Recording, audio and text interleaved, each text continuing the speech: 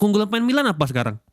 Selain umur ya, fisik, kecepatan, bermain kayak gitu, umpan pasti, fast transition. Jadi Pioli ini tahu di mana keunggulan timnya, tahu di mana kelemahannya, dan dia gunakan itu sebaik-baik mungkin.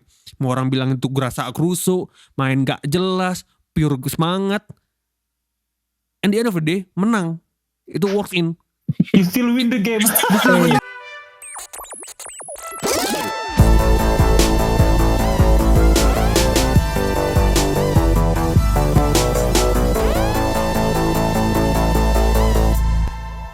Oke, halo. Kembali lagi. Siapa kita? Iwan. Siapa kita? Hampir saja. Nanti di Fardo. Anak-anak saya lagi main nanti malam. Oke, kembali lagi kita di ruangganti.fm Football Media. Kali ini kita bertiga akan membahas hal-hal unik karena musim ini udah berakhir kan. Ya karena musim ini udah berakhir kan. Kita gak akan bahas lagi game-game lah. Karena UEFA Nation League itu hanya friendly match yang diseru-serukan. Ya. Oke. Tapi ini kau nonton gak sih berapa match di situ? Di UNL? Ya, sedikit lah. Habis itu tidur. Ya banyak yang ini rotasi aja orang sih. Iya. Gak seru jadi. Oke. Friendly match dikasih titel. Oke. Tapi sebelum kesana jangan lupa teman-teman untuk like dan subscribe kalau teman-teman suka konten kita. Terus juga dengerin kita di audio aja nih kalau di mobil dengan nama Ruang Ganti Football Media di Spotify. Nah, langsung aja nih. Kali ini kita akan membahas salah satu tim terbesar di dunia, di Eropa, di Italia. Nah, siapa ini? Bukan Real Madrid, bukan Liverpool. Lebih cupu lagi AC Milan. AC Milan. Enggak. Ini gak cupu ya, itu salah tadi, bukan cupu. Terlalu lama tenggelam. Tapi akhirnya musim ini berhasil membuktikan lah setelah 11 tahun mereka berhasil Scudetto. Tapi sebelum sana kita akan menguji dulu pengetahuan sepak bola teman-teman di segmen quiz.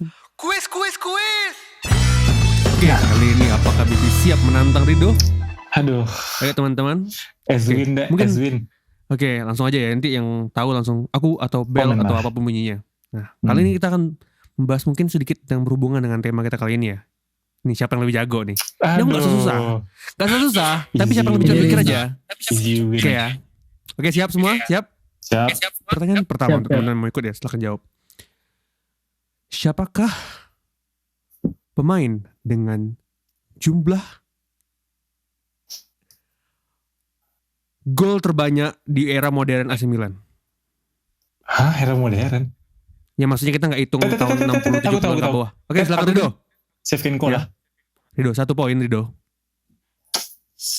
Bibi selamat. Emang easy win deh. Oke, satu lagi ya. Apakah Rido mampu menyelesaikan dengan 2 poin? Boleh. Oke, langsung saja nih. Masih dengan tim yang sama, AC Milan. Siapakah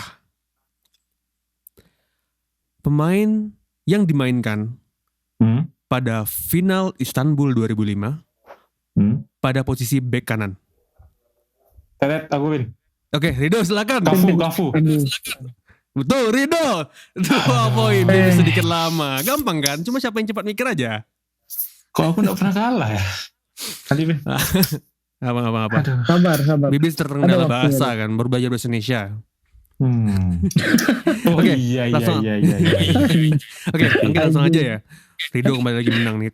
Kita sesuai yang kita bahas di kuis adalah mungkin teman-teman udah panas lah ingatannya terkait AC Milan yang dulu pernah jadi tim pujaan di PES 2005, Winning Eleven 2005-2007, di mana orang make AC Milan pasti di mana ada Kakak, ada Inzaghi, ada Cafu, semuanya lengkap ada. Kayak sekarang fans-fansnya udah punya anak semua kayaknya. Ya rata-rata bapak rata-rata lah. Ya. Anak 2, anak 3. Kecuali kau kayaknya kok aku dari kemarin berhubung tapi Tomori. Ketika kita membahas ini nih ada orang yang paling senang sebenarnya. Paling senang ketika kita memutuskan untuk bahas Milan. Ini lain adalah yang ada hitam merah ya. Penggemar nomor 1 Tomori. Oke, langsung aja nih. Karena kita udah bahas nih. Milan ini dulu kita semua paham bahwa Milan ini adalah tim yang dulu sedikdaya itulah. Semengerikan itu. Sedikdaya itulah pada tahun 80-an akhir, 90-an dan 2000-an sampai 2000 awal lah. Sampai 2010 awal lah masih memberikan Masih boleh lah. status bahwa mereka ini tim elit Eropa lah. Sampai akhirnya kita tahu sempat mereka ada di era banter era lah. Kita tahu banyak tim mengalami inilah. Nah, Milan ini tapi cukup lama. Seperti Liverpool lah, tapi Liverpool sempat ada naik turun tapi Milan stabil di bawah selama 2014 bakat sampai 2000 ya 18-19 lah 19 masih. lah. Nah, mungkin aja aku langsung pertanyaan nih, mungkin teman-teman yang paham dalam bagaimana ngeliat Milan. Sebenarnya apa? Singkat aja nih, kita nggak perlu terlalu lama. Apa sebenarnya yang menyebabkan Milan yang sedikdaya itu dulu bisa turun? Faktor utamanya apa sebenarnya? Bibis lah dulu kali ini aku tanya. Apa Bibis? Tomori telah datang ya bisa. Waktu masih kecil. Jadi simpel aja lah ya. Iya. Ya gimana Bis? Regenerasi sama keadaan keuangan. Udah. Berarti di era akhir-akhir Berlusconi kayak gitu ya berarti ya masalahnya ya? Iya, di regenerasi sama di era keuangan. Karena kalau kita perhatiin di situ bahkan Milan masih ngandalin pemain-pemain yang udah lumayan berumur kayak Gattuso, terus Sidor, terus ya pokoknya banyak lah nama-nama kalau disebutin. Terus yang kedua secara keuangan juga di era-era terakhirnya Silvio Berlusconi itu ya rata-rata Milan cuma datangin pemain gratisan dan juga ya pemain yang under 20 juta lah, 20 juta pound sterling. Enggak lah Pak, dulu 10 juta aja kayaknya gak sanggup gitu. Iya benar. Bahkan dibagi 2 pun gak sanggup itu. Itu kalau dari kacamata pun, tapi gak tahu kalau Ridho. Kalau Ridho gimana? Mungkin ada pandangan lain atau sama atau bagaimana perspektifnya? Aku tadi sebenarnya sempat mikir sama Bibis ya, tapi setelah dipikir-pikir lagi, mungkin generasi pastilah itu benar lah. Cuma yang masalah keuangan, coba kita tengok waktu zaman Milan beli 11 pemain. Kurang kaya apa lah gitu, bisa beli sampai di musim panas 2017 ya. Enggak, kalau itu kan ini dong, kira cuma di era Berlusconi aja, kalau itu kan udah beda yang megang. Ya kan itu masih banter lah kan. Jadi kalau buat aku sih sebenarnya yang paling utamanya sih kalau kita berkaca sekarang ini kaitannya sama kunci kesuksesan Milan sih. Ada di manajemen kalau aku bilang ya. Dimana dulu waktu setelah juara Serie A 2010 ya, 2011 itu manajemennya kayak ya hitungannya udah nggak mikirin lagi sama Milan lah gitu loh. Jadi gara-gara politik dan segala macam Berlusconi kan, jadi ya ujung-ujungnya kena ke Milan gitu. Jadi buat aku hal paling utama adalah manajemen Milan yang jelek gitu waktu itu. Mungkin aku setuju dengan pendapat kalian sih. Cuma aku lebih menekankan, maksudnya buat teman-teman yang mungkin kurang aware sama Milan, yang kurang mengikuti Milan, apalagi yang baru nonton bola akhir-akhir tahun ini lah. Apalagi fans City. Ya, kita ngejudge sepak bola untuk semua orang. Nggak boleh. Iya, nggak boleh gitu. Jangan kayak coach itu lah. Jangan, nggak ada yang namanya kardus. Namanya entertainment, semua orang boleh menikmati. Oke. Kalau buat aku tuh spesifiknya, itulah ketika Milan benar bibisnya. Tapi kalau aku menunjuk eventnya itu pada tahun 2012, di mana mereka ngelepas Zlatan Ibrahimovic dan Thiago Silva untuk masalah keuangan. Tapi di saat yang sama mereka juga kehilangan pemain-pemain senior yang jadi tulang punggung tim. Senior. Itu dia. Yang setelah udah hampir kurang lebih 8-10 tahun ada di tim lah. Waktu itu mereka kehilangan Alessandro Nesta. Pirlo tahun sebelumnya waktu itu Pirlo. Oh iya. Lalu ada Gattuso juga. Itu berbarengan loh itu. Berbarengan. Gattuso, Nesta, Zambrotta, Filippo Inzaghi. Dan terakhir ada Zambrotta, pemain yang walaupun sudah tua balik ke Milan, tapi dia ibaratnya ya salah satu fondasi tim juara waktu itu. Jadi buat aku di situ kuncinya sih. Jadi selain memang efeknya ke manajemen juga, benar kata Ridho tadi sebenarnya. Jadi ditambahkan perubahan drastis tanpa ada mitigasi. Ini mau diapain seperti ini tim. Akhirnya ya bobrok. Kita lihat bagaimana tahun 2014 sampai 2000, bahkan sampai pergantian Cina yang katanya we are so rich, Milan akhirnya gak kemana-mana kan, mengeluarkan uang 200 juta tapi gak kemana-mana juga, sampai peringkat 5 juga, sampai mendatangkan gitu sampai mendatangkan Bonucci loh. Gila. Bonucci yang sampai kayak gini depan fans Juve dia selebrasi terus balik lagi ke Juve. Jadi kapten magang ya di Milan. Jadi kapten magang. Oke. Berarti kita sepaham lah ya terkait bagaimana kenapa Milan bisa jatuh, bagaimana penyebabnya. Nah, kali ini kita sekarang kita bisa lihat lah. Milan akhirnya setelah 11 tahun berhasil Scudetto. Nah, iya kan? ke 19-nya. Nah, pertanyaannya adalah bagaimana prosesnya ini? Apakah ini memang pure luck? Apakah ini ada fondasi yang pelan-pelan dibangun? Gimana sebenarnya menurut kalian? Ridho lah kali ini gimana tuh sebenarnya? Nah ini apa ya? Balik lagi ke tadi yang aku bilang sih, kuncinya manajemen. Nah jadi buat aku awal utamanya tuh, ini mungkin agak cerita tapi nggak usah panjang-panjang ya. Jadi itu sebenarnya kalau aku langsung bilang nama pemain, nama orangnya aja, Maldini gitu, Maldini. Kalau Maldini itu sebenarnya dari tahun 2000 berapa ya? Pokoknya waktu Milan banter itu dia pengen ditarik sama manajemen. Cuma posisi dia tuh bukan sebagai orang yang bisa berkuasa banyak gitu loh di manajemen. Jadi cuma dia jadi mau BA gitu. lah, karena dia brand ambassador gitu ya. Masih bagi-bagi tugas sama orang lain yang dia pikir tuh dia nggak kompeten gitu loh. Jadi makanya pas ketika Maldini itu udah di 2000 berapa tuh? 2019 ya? 18 sampai 19 dia pas tarik. di 19 ya? Ditarik sama Leonardo. Ditarik lagi. Nah itu tuh udah mulai kelihatan tuh hawa-hawanya gimana dia tarik. Kita nggak usah bahas gimana dia tarik pemain muda lah ya, karena itu rata-rata setiap tim pasti kayak gitu. Cuma keberanian dia narik Kjaer sama Ibra buat aku ini yang paling kunci sih. Karena semua tim itu pasti kayak ini pemain muda bagus tarik, itu tuh udah biasa kali gitu. Tapi gimana dia bisa kayak meyakinkan, aku sebagai fans Milan tuh kayak anjing kok ngapain Ibra sama Kjaer tarik ya. Tapi pas itu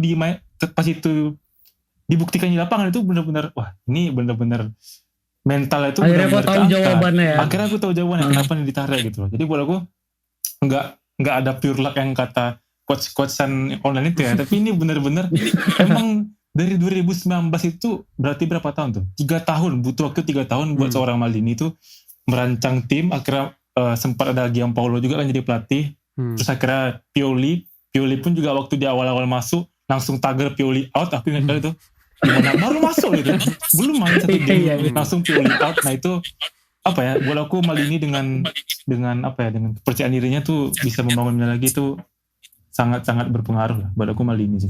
Oke. Kecerdasannya. Yang sampaikan Ridho panjang prosesnya. Sampaikan Ridho sebenarnya memang apa yang terjadi, bisa lihat lah teman-teman mungkin yang paham bagaimana pergerakan manajemen di belakang bola tuh Maldini sekarang jadi role model lah di mana-mana. Walaupun dia masih usia muda di karirnya kan sebagai sporting director. Kali ini Bis lah, gimana Bis? Gimana Bis? Apa kalau prosesnya? Sebenarnya benar yang dibilang Ridho, fondasi di tim inti Milan itu udah ada dari 3 musim lalu. Jadi termasuk kedatangan Ibra Kjaer juga itu cukup berpengaruh besar lah, karena rata-rata kan Milan mulai dari 2019 itu kan udah mulai melakukan regenerasi dengan memberikan kesempatan kepada para pemain mudanya gitu kan. Seperti ya kita lihat di di 2019 itu kan Calabria udah mulai ngisi posisi inti. Terus juga masih ada siapa lagi? Theo Hernandez yang bahkan Benacer juga itu jadi pertanyaan. Ya. Theo Hernandez yang flop di Madrid, terus nggak sesuai dengan harga ya di Madrid. Dia main di Milan akhirnya jadi oke lagi. Yang dimana ya fondasi itu udah terbangun dari 3 musim lalu. Terus kalau dibilang faktor luck, menurut aku ada sedikit di musim ini karena para pesaingnya lagi jadi pesakitan semua. Iya. Sekarang itu ada sedikit faktor luck di musim ini yang bikin mereka jadi juara. Iya, tapi fondasi yang dibangun Milan itu udah sangat panjang dan ini memang udah waktunya mereka untuk metik hasil. Oke.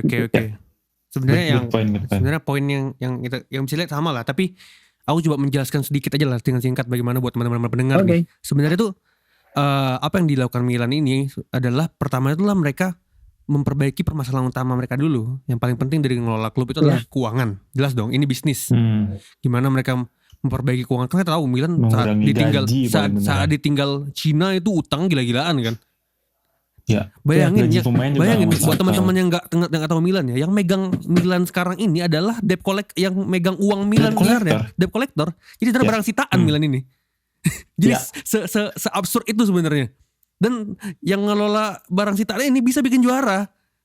Itu sehebat itu ketika dikelola dengan baik keuangan, itu maksud aku tuh.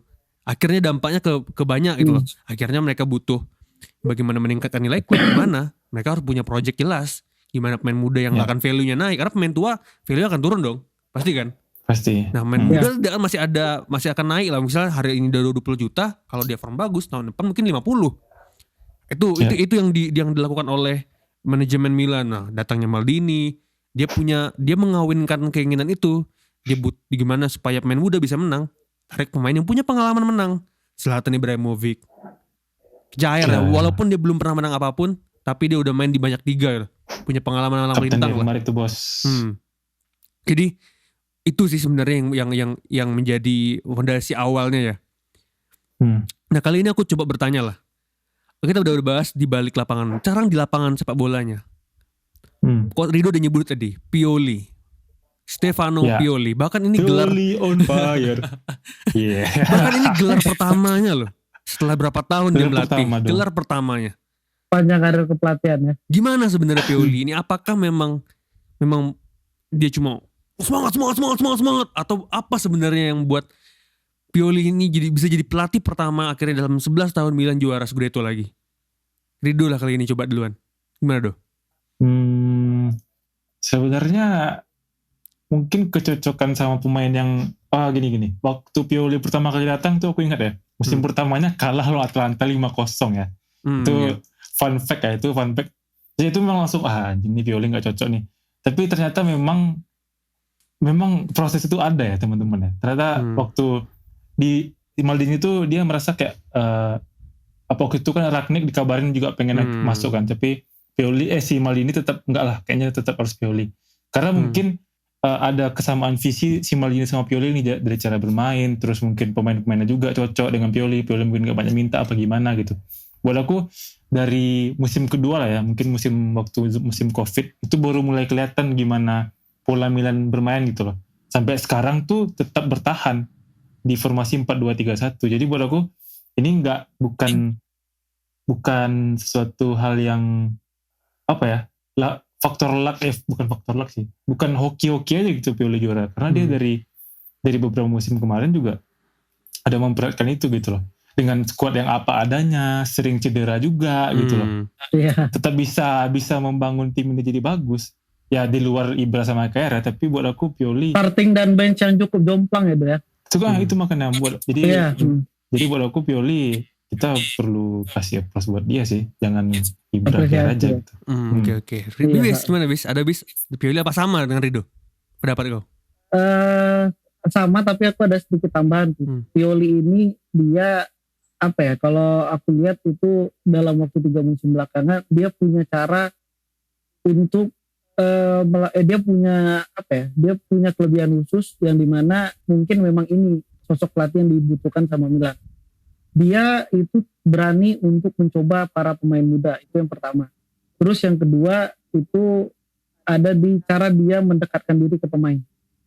Itu yang menurut aku kelihatan kayak di ruang ganti Milan itu sangat kondusif sekarang. Terus cara dia menghargai seorang Zlatan. Dia sangat bisa untuk memberikan spot. Meskipun di lapangan kan Zlatan bukan kapten. Jarang main. Tapi juga, bahkan dia jarang main. Tapi untuk outfield di luar lapangan, Zlatan itu adalah sosok kapten di Milan yang sesungguhnya. Dan itu Pioli yang memberikan expose ke dia. Di situ sih. Oke. Intinya. Menarik, maksudnya berarti dari aku mau combine sebenarnya Pioli ini bukan hanya pure sebagai grinta ya, nggak hanya memberikan grinta, tapi dia juga punya pemahaman sepak bola yang dia inginkan seperti apa sebenarnya kan. Oke. Yes, benar. Nah, membahas itu aku langsung aja nih ngarahkan ke bagaimana sebenarnya kita teknis lah kali ini. Bagaimana sebenarnya Milan ini bermain dan bisa juara gitu. Mungkin kali ini dari aku sedikit lah. Kita udah bahas tadi terkait Pioli. Buat aku salah satu keunggulan dari Pioli ini adalah di bagaimana dia tahu bagaimana menggunakan kemampuan pemain sebaik-baiknya walaupun pemain ini punya kekurangan. Itu paling penting. Jadi paham gini, kita tahu bagaimana orang banyak kayak gini lah, ada coach online yang bilang sepak bola modern itu harus bermain seperti ini, harus pegang bola, harus pegang kondisi, harus progresif, harus bisa mengendalikan permainan gitu loh, nggak hanya pasif. Tapi kalau kita kali ini kita bedah Pioli. Kita pernah Ancelotti lah kali itu, pernah di saat Madrid kali ini kita bahas Pioli. Pioli ini karakter dari salah satu kelemahan dari pemain Milan. Kalau teman-teman pernah nonton Milan lah, mereka ini nggak bisa passingnya jelek. passing pendek ya. Ya. Itu bisa lihat kan. Aku akuin itu. Kemampuan Iya. passing percentage mereka gak terlalu tinggi dibandingkan tim-tim lain. Passing kontrolnya hancur. Tapi Pioli Lewat. sadar akan hal itu. Dan dia gak paksa untuk main pemain pendek dong. Bermain possession. Yang dilakukan apa? Bermain fast transition. Gunakan umpan sedikit-sedikit mungkin. Tapi efektif. Jadi sedangkan dan keunggulan pemain Milan apa sekarang? Selain umur ya. Fisik. Kecepatan. Fisik. Bermain kayak gitu. Umpan-umpan pasti. Fast transition. Jadi Iya. Pioli ini tahu di mana keunggulan timnya, tahu di mana kelemahannya, dan dia gunakan itu sebaik-baik mungkin. Mau orang bilang itu gerasa Crusoe, main gak jelas, pure semangat. And the end of the day, menang. Itu works in. You still win the game. Rafael Leo masih ngocok-ngocok back Serie A. Giroud masih bisa ngantongin average. Jadi dia tahu bagaimana cara ini bermain, dan ini menurut aku ini sepak bola modern sebenarnya. Nah, kali ini kita bahas musim lalu Milan itu sebenarnya menurut aku sudah menunjukkan progres lah ketika berhasil balik lagi UCL. Ini mungkin terakhir lah kita bahas sebelum kita bahas Milan ini ke depannya bagaimana. Lalu di saat itu sebenarnya permainan Milan udah mirip kan? Setuju lah dengan pendapat Rido tadi. Permainan Milan udah mulai seperti sekarang. Udah kebentuk. Nah, tapi menurut kalian apa yang menjadi pembeda sekarang sebenarnya dibandingkan musim lalu dan musim sekarang? Kenapa musim sekarang juaranya? Jelas nih. Tahu nggak bis jawabannya bis? Rido dulu deh. Gimana dulu? Kalau aku Rido udah tahu duluan. Enggak, kalau aku ya mikirnya sebenarnya secara tim buat aku musim lalu masih lebih bagus daripada musim sekarang sebenarnya. Secara komposisi starting ya. Kan si Pioli ini kan kalau kita ngeliat gimana dia di tim-tim sebelumnya pun juga dia tuh selalu punya playmaker murni. Dan itu udah dihakan musim lalu. Klasik musim nomor 10 ini, ya. Ya musim ini Milan itu sama apa ya bisa dibilang nggak punya itu. Brahim mungkin awal-awal oke lah boleh, tapi lama-lama dia makin turun. Akhirnya Kronik lah, Kessie lah. Nah buat aku ini sih yang agak kurang. Tapi kenapa bisa juara? Ya kita mungkin ada faktor dari tim lawan yang lagi jelek juga. Tapi yang paling penting adalah gimana pemain-pemain yang dari 2 musim sebelumnya tuh kayak si Theo lah yang udah dari 2019 kan di bawah Pioli juga sejak awal. Theo, Benacer, Tonali semua itu udah apa ya? Emang udah saatnya aja gitu loh. Enggak gitu maksud aku. Karena musim ini tuh Milan tuh sama sekali enggak balik pemain loh. Coba siapa dari starting sekarang yang musim lalu enggak ada. Semua tuh musim lalu tuh iya. Enggak ada yang masuk lagi gitu. Jadi buat aku ini emang udah apa ya? Mungkin emang udah saatnya aja gitu. Karena udah kebentuk dari musim lalu. Mungkin ada tambahan lagi, ada bongkar pasang. Aku punya pendapat nih. Mungkin terserah kalian setuju apa enggak ya. Karena kalian tahu aku paling suka analisis taktik sebenarnya kan. Yang membedakan sebenarnya adalah musim lalu Milan itu kan banyak cedera, sama nggak musim lalu tuh terlalu banyak cedera kan. Ditambah lagi musim Covid. Memang banyak. Musim ini juga lumayan tapi banyak. musim ini di paruh kedua sudah mulai membaik prosesnya. Tahu nggak apa penyebabnya buat teman-teman? Tahu nggak apa? Apa tuh dokter yang bagus dokter? Bukan. Buat aku. Bukan. Pioli tahu memainkan dinamik tempo permainan. Gini. Kita tahu Milan ini ketika dibutuhkan bisa bermain high press, bisa bermain press tinggi, blok tinggi, bermain cepat. Tapi apakah selalu? Enggak kan. Ada momen dimana ketika lawan tim kecil Milan tuh cupu mainnya biasa aja. Kenapa? Karena mereka nggak mau pemainnya cedera karena high press terus, bermain ngejar bola terus. Sedangkan di musim ini itu tuh secara taktik musim ini Pioli itu lebih mengontrol itu. Maksudnya dia tahu ketika lawan tim-tim kecil yang secara kertas di bawah mereka, Milan nggak harus main jor-joran, nggak harus 90 menit full pressing, nggak perlu. Nggak all out ya. Buktinya di akhir musim ini Milan baru ngeluarin semua kartu as itu. Kita sisa ada 5 game bermain pressing semua. Akhirnya apa? Menang kan? Ya, menang semua. Itu tipikal Pioli lah. Jadi buat aku itu salah satu kecerdasan apa ya? Salah satu improvement dari Pioli dari musim lalu sih. Ya kalau menurut aku ya ada tambahan dikit. Kalau menurut aku itu yang pertama adalah Tomori makin bagus kan Rido tadi tunggu dulu anjing. Kan kalau kata Rido kan tadi emang udah waktunya gitu kan. Itu sedikit banyak aku jadi kepikiran bahwasannya ya memang ini waktunya anak-anak muda Milan itu udah mulai punya mental.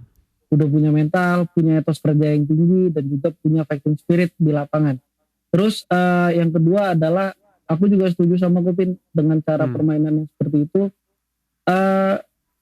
Dimana Pioli itu pintar ngatur tempo permainan. Terus juga ada tambahan sedikit, dalam melakukan pergantian pemain, Pioli terlihat cukup sebenarnya nggak terlalu pintar sih, tapi ya cukup cerdas lah. Terus itu juga mungkin untuk menjaga cedera tadi ya.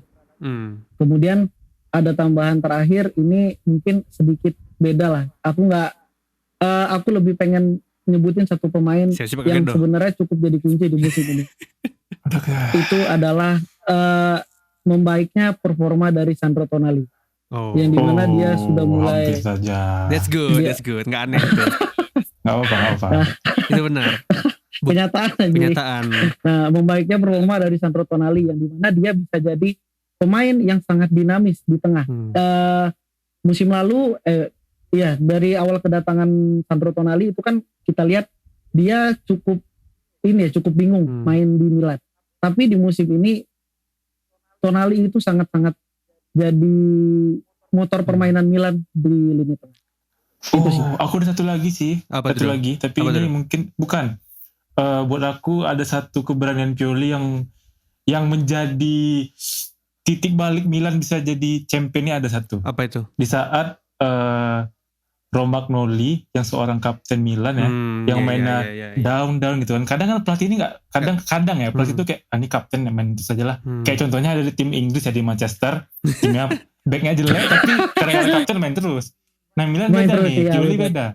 Kaptennya kok jelek nih. Coba pemain yang biasanya di bek kanan nih, namanya si Tomori, Kalulu bek kanan. Pierre Kalulu di bek kanan tiba-tiba taruh tengah.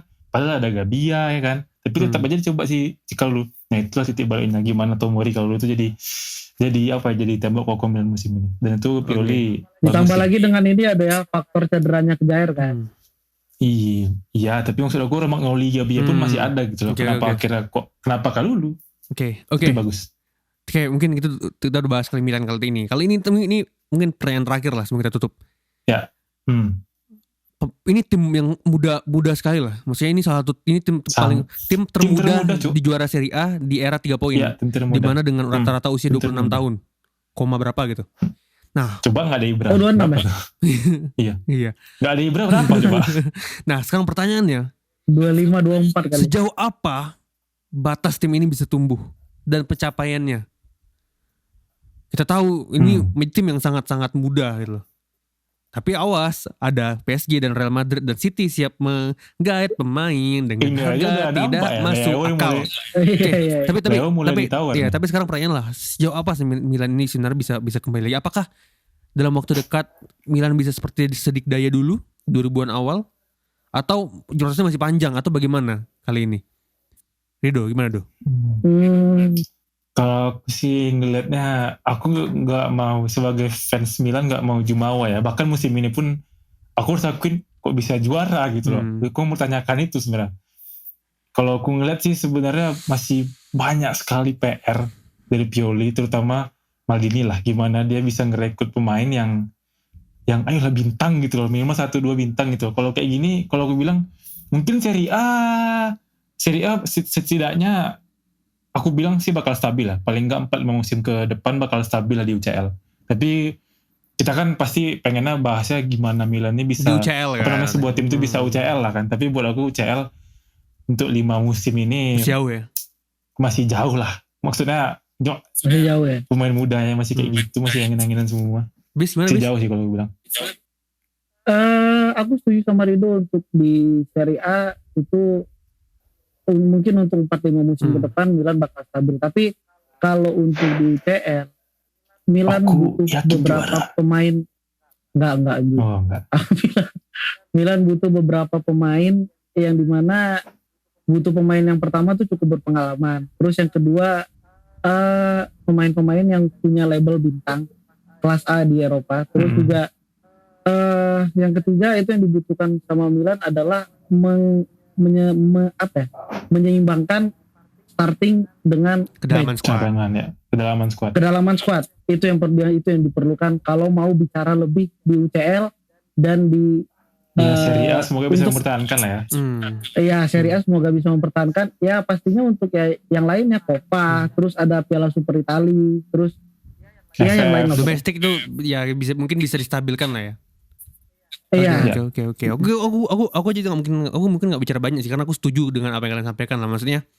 Karena kalau kita melihat sekarang gitu loh, perbandingan Milan dengan tim elit Eropa tuh masih jauh lah dengan Real Madrid, dengan City, dengan Bayern Munchen tuh masih jauh lah. Jauh. Jadi mungkin buat teman-teman berharap Milan seperti tim Winning 11 2005-nya mungkin masih jauh ya. Milan belum punya pemain kayak Kakak, kayak Cafu, itu belum ada sekarang kayak Tapi udah mulai nampak beda-beda nih. Tapi yang jelas pemain muda ini developmentnya masih banyak. Misalkan bisa tumbuh eksponensial tiap musim. Masih banyak lah ruang bertumbuh. Ruang bertumbuhnya masih banyak.